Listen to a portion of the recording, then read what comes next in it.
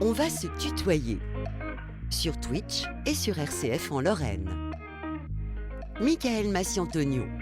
De retour sur Twitch et sur RCF en Lorraine pour On va se tutoyer en studio avec Arthur Carmier, Lancelot Graffet et Max Gomez de retour pour un nouvel entretien dédié à son activité, la création de contenu en réalité augmentée ou AR, à découvrir à travers une première question signée Lancelot Graffet.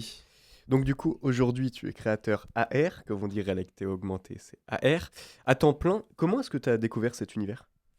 C'est en 2017, j'avais reçu un mail de Snapchat pour tester leur logiciel de réalité augmentée parmi 200 créateurs dans le monde, donc en bêta test.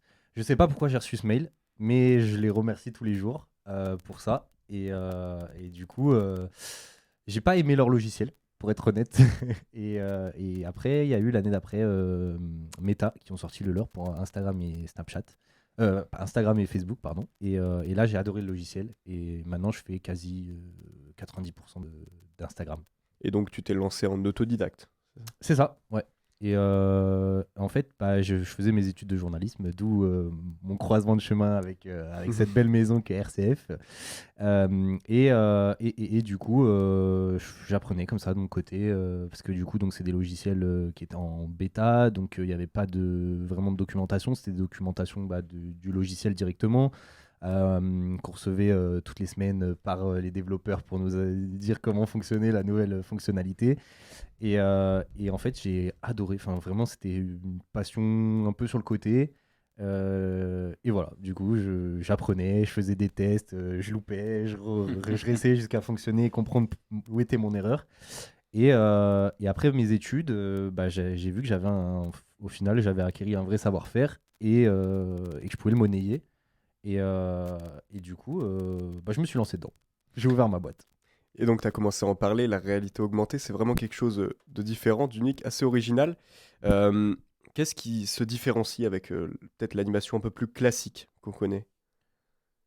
Pardon, j'ai pas compris ta question. Qu'est-ce qui se différencie de la réalité augmentée avec de l'animation un peu plus classique? De l'animation comme les dessins animés. Oui, non, non, mais avec tout ce qui se passe, enfin tout le reste. En fait, l'idée, c'est vraiment, donc comme je disais tout à l'heure, ça tout passe à travers un téléphone, un smartphone. Donc du coup, l'idée, c'est vraiment, on vient combiner plusieurs techniques, donc de la 2D, je Mhm. sais pas, par exemple, du motion design qui est fait sur After Effects, on vient rajouter dedans, on peut rajouter des éléments 3D, un cube, une boîte à chaussures faite en 3D qui viendra se placer sur la table. Et l'idée, c'est qu'on combine tout ça dans le logiciel de création pour qu'en fait, les gens puissent le voir à travers un téléphone. Et du coup, on vient après soit faire du script, soit faire du patch. Tu vois, il y a plusieurs autres techniques qui viennent se mêler à ça pour créer de l'interaction, pour qu'en gros l'utilisateur Avec la vienne réalité, quoi. interagir directement sur le téléphone. Alors du coup, quels sont les outils que tu as à disposition pour créer ces filtres, justement? Bon, c'est des outils un peu classiques dans la création graphique. C'est la suite Adobe, donc Photoshop, Illustrator, Premiere Pro, After Effects, comme on disait. Bon, voilà, toute la suite classique. Après, il y a c'est les logiciels des réseaux sociaux directement, pour Mhm. Snapchat, Instagram. Et là, il y a TikTok qui viennent de lancer leur récemment. Donc, je suis rentré aussi sur TikTok entre-temps, depuis l'année Ah, dernière. Peut-être qu'on pourra en parler parce qu'il y a vraiment un gros accompagnement de la part de TikTok comparé aux autres réseaux sociaux. Eux misent énormément sur ça, sur nous, les créateurs, et sur la réalité augmentée en règle générale. Là où, bah, peut-être qu'on en parlera, mais Meta lâche un peu du lest et Snapchat aussi. Donc c'est très cool de voir que, bah, en fait, c'est pas voué à l'échec et qu'il y a vraiment un avenir là-dedans. Donc voilà, donc c'est une suite de plusieurs logiciels. Tu as Blender aussi pour faire de la 3D. Enfin voilà, c'est des logiciels un peu classiques, quoi. on a un petit souci technique avec un câble. Je te propose de peut-être passer au SM7, Max, que tu connais très bien également. Promis, en plus, je touchais pas le câble, hein. Promis. Alors, je sais pas, en plein direct, on a eu un souci de câble alors que tu n'as rien touché, Max. Mais alors, petite question du coup pour enchaîner, malgré ce souci de câble, combien de temps ça te prend à faire un filtre Instagram, par exemple? Ça va dépendre vachement de plein de choses, de la complexité, de l'attente du client, parce que du coup, donc, comme on disait, c'est devenu un vrai métier, donc je travaille en freelance sur des projets pour des clients. Et ça participe à à une campagne marketing, donc il y a une vraie attente commerciale ou de communication derrière. Euh, donc, je sais pas, tu veux un exemple concret Donne-moi un exemple, par exemple, tu sais, les stories où tu as un message qui s'affiche, quelle bouteille d'eau Ouais. êtes-vous, par exemple? Alors ça, c'est ce qu'on appelle un effet random. Donc ça te donne une réponse aléatoire parmi une sélection. Ça prend un peu moins d'une semaine, un peu moins d'une semaine. Et donc ça, j'ai pu en faire, par exemple. Donc j'ai beaucoup travaillé pour le Muse cette année. Pour parler Mhm. de local, ça parlera à tout le monde. Euh, donc ça, j'en ai fait un pour le Muse. Ça a pris oui, un peu moins d'une semaine. Et à contrario, j'ai fait aussi mon plus gros projet de tous les temps pour le Muse.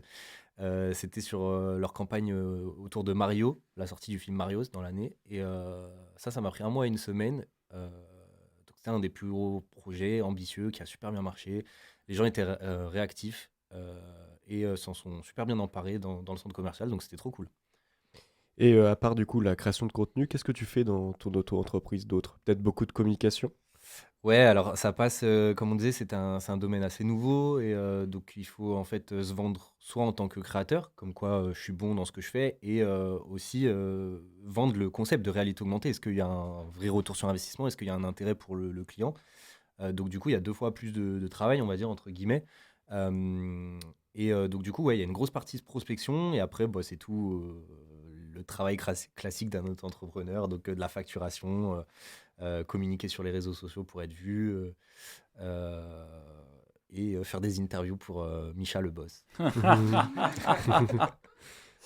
Et donc tu travailles seul, par contre tu fais énormément de collaborations, tu as commencé à en parler avec le Muse, avec des marques aussi, c'est ça?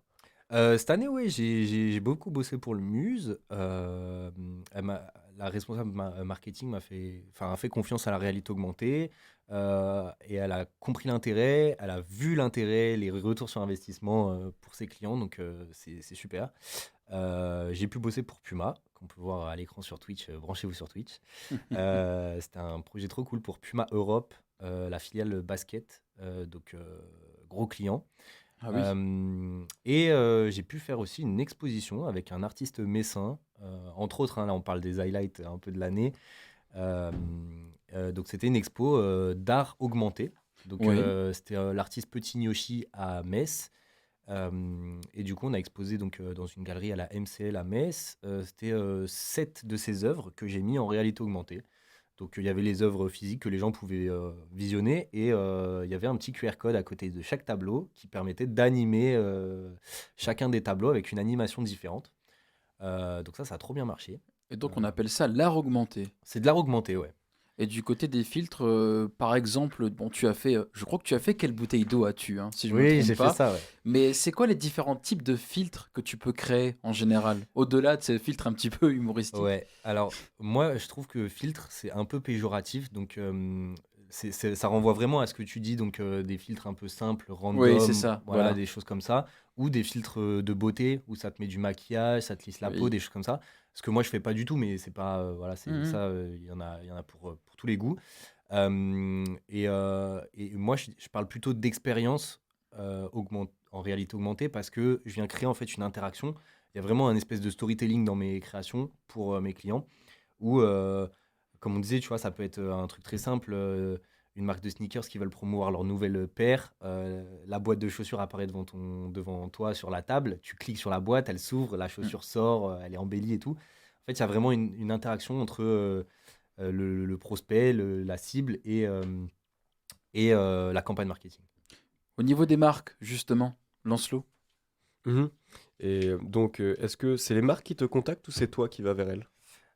Comme ouais, je disais, je fais beaucoup de prospection parce que c'est un peu nouveau, mais c'est arrivé, Puma, c'est l'agence de com qui était en charge de cette campagne qui a contacté. Euh, Vu que maintenant ça fait plus de bruit, peut-être que du coup t'as un peu moins ouais, d'aller chercher les gens, quoi. on est très peu en France, donc c'est ce qu'on disait, c'est aussi l'idée, c'est d'être visible parce que si une marque est au courant de la réalité augmentée, donc va taper réalité augmentée sur Google, l'idée, ça pourrait être bien d'être référencé dans les premiers résultats. Mais oui, sinon, il y a beaucoup de prospection. Euh, c'est un travail au quotidien. Et tu as commencé à en parler, du coup tu travailles beaucoup avec le local. C'est important pour toi d'avoir ce rapport-là avec ta ville, de là où tu viens? Ouais, je suis revenu m'installer à Metz. Je suis messin d'adoption, hein, je suis pas d'ici, mais je suis revenu m'installer ici parce que j'avais un réseau à activer. J'avais déjà pas mal de contacts et puis on va pas se mentir, il y a aussi la situation géographique proche du Luxembourg. Bon, pas encore, je travaille pas encore avec l'Allemagne, mais voilà, tu vois, il y a des facilités de connexion à faire. Donc, ouais, forcément, ici, il y a un territoire aussi qui était neutre. Enfin, il y a pas de concurrent entre guillemets ici. Donc voilà, je profite un peu de ce monopole. Mais après, voilà, comme je travaille de chez moi sur mon ordinateur, je suis pas bloqué à une région. Je peux travailler à l'international aussi. Et en parlant de collaboration et de local, tu proposes du coup des expositions interactives. Est-ce que tu pourrais définir un peu plus ce terme? Alors, on l'a évoqué par rapport à l'exposition que tu as mentionnée, mais qu'est-ce que c'est exactement une exposition interactive? Alors, on a fait une très belle interview avec Thierry Georges, la star de RCF, Jericho Moselle, qui est venu me voir à MCL. En fait, l'idée, si tu veux, c'est vraiment. Donc, moi, souvent, bah, je bosse en collaboration avec un artiste. Donc, si tu veux, il y a un travail qui est déjà fini de cet artiste. Le tableau est fini, il est visionnable tel quel. Et moi, si tu veux, je viens apporter ma vision artistique, je viens prolonger l'expérience, on va dire. C'est-à-dire que le tableau, en fait, va prendre vie d'une manière ou d'une autre. Tu auras une vraie animation à travers ton téléphone quand tu pointeras ton téléphone face au tableau original. Donc, tu verras quand même l'œuvre originale face à toi, mais à travers ton téléphone, tu auras une animation. Euh, donc, l'idée, c'est vraiment de prolonger l'expérience et d'avoir une double vision artistique. C'est vraiment une collaboration, en fait, au final. C'est vraiment. T'as deux propositions. Après, si t'es pas trop numérique, que t'as pas Instagram ou que t'as pas de téléphone dernière génération, Mm. bon, bah, tu profites seulement de l'œuvre classique. Et avant de passer à la question de Lancelot, j'ai une question bah, figurez-vous, de Nadège, qui est aussi à la technique vidéo. Max, est-ce que tu prends des stagiaires? Pour Anna, si tu veux, un stage. Alors pour l'instant, j'ai pas encore pris de stagiaire. Je m'étais renseigné, j'ai vu que donc je suis en auto-entreprise, donc c'est un statut qui est assez flexible et intéressant. Et j'ai vu que du coup, on pouvait prendre des stagiaires. Bah écoute, Nadège, je te donnerai ma carte. J'attends ton CV, lettre de motivation. Ça arrivera en fin d'émission, évidemment. Lancelot. Et est-ce que tu penses que la réalité augmentée, ça pourrait être précurseur? Peut-être que ça pourrait amener enfin, ce lien beaucoup plus souvent entre l'art et le réel. Est-ce que c'est l'avenir, en quelque sorte? Bah, j'avoue, en fait, bah, ta question, elle est bien parce que j'avais pas pensé en fait à m'ouvrir à l'art au début. Ça m'est un peu tombé dessus comme ça. J'ai pas envie de m'enfermer non plus dedans, mais quand j'ai vu les réactions d'utilisation, enfin tu vois, des visiteurs et tout, je trouve qu'il y a un vrai intérêt. Tu vois, ça fait pas gadget. Comme mes campagnes marketing, tu vois, on essaye de justement toujours réfléchir à qu'est-ce qui fera pas gadget pour pas que les visiteurs ils se disent oh bon, vas-y, on va le faire, mais voilà, il n'y a pas vraiment d'intérêt. Et là, en fait, comme on disait, tu vois, il y a une double vision artistique et du coup, les gens vont vraiment s'emparer de ce truc pour voir en fait qu'est-ce qui a été créé en plus sur l'œuvre. Donc je pense que oui, ça peut ouvrir. Après, l'art augmenté, c'est pas nouveau. Moi, je travaille vraiment, comme je disais, sur les réseaux sociaux. Donc là, on est une dizaine à faire ça, je pense, en France. Mais la réalité augmentée, c'est pas nouveau, ça existe depuis quelques années. Avant ça, il fallait du coup coder une application, donc tu avais une plus grosse équipe parce que tu avais un développeur d'application, machin, donc ça nécessitait aussi de télécharger une application externe. Euh, bon, là, il faut télécharger aussi un réseau social, mais on va Oui, dire qu'il y c'est a sûr. beaucoup de gens Oui. qui l'ont déjà, tu vois, cette application-là. Donc voilà, oui, ça facilite. Comme on disait, ça passe par un QR code, donc tu scannes le QR code, ça te renvoie directement sur l'expérience. Ça facilite le processus d'acquisition de l'expérience. Et donc tu fais aussi un peu pas mal de filtres aussi tournés autour de l'humour. Il peut y avoir de ça dans ce que tu fais dans ton travail. Est-ce que c'est lié à ta personnalité ou alors c'est un peu le mode, le contenu qui veut ça un peu plus tourné vers l'autodérision? Non, alors ça, oui, j'en ai fait beaucoup pendant les confinements. Bah Bah, oui, déjà, on va pas se forcément. mentir, comme tout le monde, on avait du temps à revendre. Oui, pour Donc, tester des passions. donc voilà, donc ça, ouais, c'était beaucoup pendant le confinement. Ça a beaucoup marché aussi parce que les gens avaient beaucoup de temps de cerveau à donner.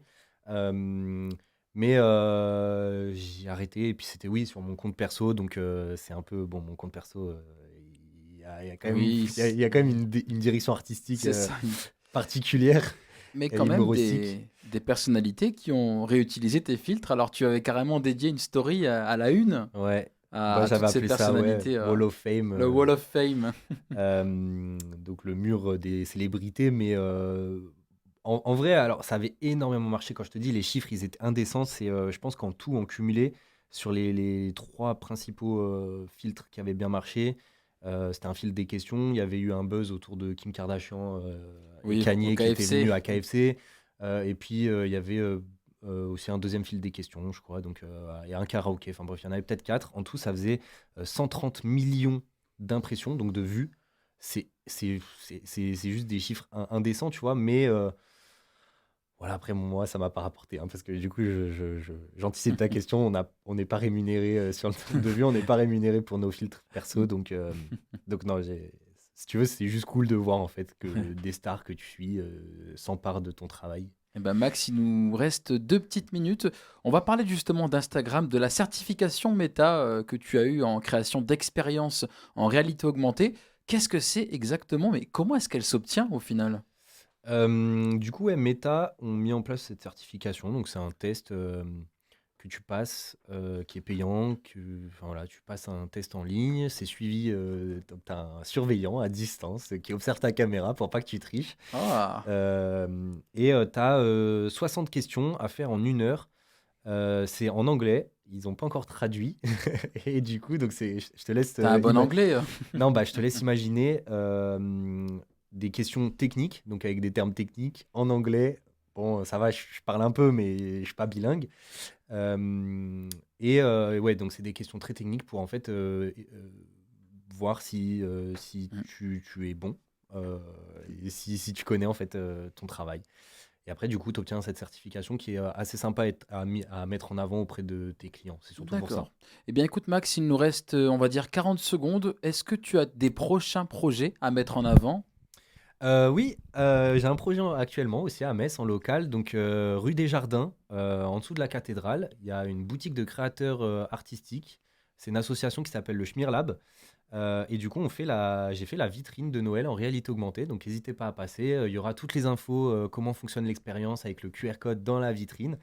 Et en fait, du coup, vous pourrez animer certaines des œuvres qui sont présentes dans la vitrine. Et voilà, enfin, il y a des petits easter eggs. Il faudra que vous trouviez ça par vous-même. Et on rappelle qu'on peut trouver ton travail évidemment sur les réseaux sociaux, sur Instagram et sur ton site web aussi. Est-ce qu'on peut rappeler peut-être l'adresse pour terminer de ton site web? Mes réseaux sociaux, c'est Max Gomez Pro et mon site, c'est maxgomez.fr.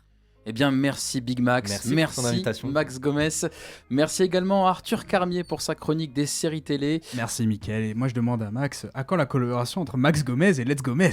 Ah Merci à Lancelot pour la co-animation et le point réseau. Merci à Nadège Kiffer, toujours fidèle à la technique vidéo de cette émission, disponible dans, allez, on va dire 27 minutes sur rcf.fr. La vidéo sera disponible demain sur le YouTube de RCF Lorraine. En vous souhaitant une belle soirée à l'écoute de vos programmes. On va se tutoyer, revient mardi prochain à 19h12 sur le thème de la seconde main. Et puis d'ici là, portez-vous bien, prenez soin de vous et on s'occupe de tout sur RCF. Bonne soirée!